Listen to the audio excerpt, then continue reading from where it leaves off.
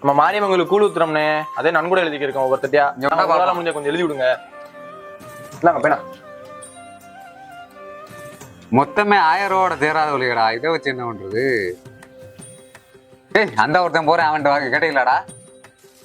அட ஏனே, அவன் வெளிநாட்டுல திருடன் தானே பேரு, சம்பாரிச்சு வந்திருக்கானா, கேட்டா 50 ரூபா எழுத மாட்டானே. ஓ அப்படியா? இப்ப பாரு,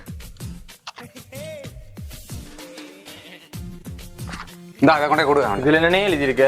கொண்டே குர்ரா, எழுத வேண்டாம். யாரா அந்த கிறுக்க? இவனே எழுத மாட்டேன், அவன் போய் எழுத சொல்றேன். சிக்கா இருப்பான் இவள. இது விடு, என்னவோ சொல்றேன், போய் பாப்பான். அண்ணே வணக்கம்ண்ணே. நான் எல்லாம் மொத்தமா வந்திருக்கிய.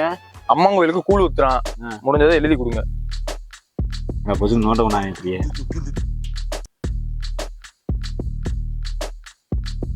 இருக்காடா.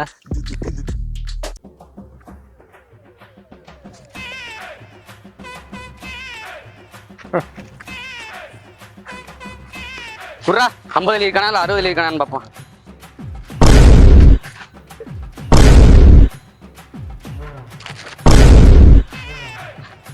அண்ணே அண்ணே, என்ன எழுதி கொடுத்த? 30,000 எழுதிருக்காருண்ணே. 30,000 தேடி இருக்கானா? பிச்சைக்கார பைய. 50,000 எழுதுவானு எதிர்பார்த்தேன். சரி பரவாயில்ல, புடி, வந்த வரைக்கும். அவன் 30,000 எழுதிருக்கட்டான், நீ 20,000 எழுதிருக்க, எப்படி கொடுப்ப? நொட்டுவாக. Flashback. 5க்கும் 10க்கும் தொண்ணாந்து தெரியுறேன்னா, இதுவே 15,001 எழுதும்போது நான் எழுத மாட்டேன் 30,001 எழுதுறா.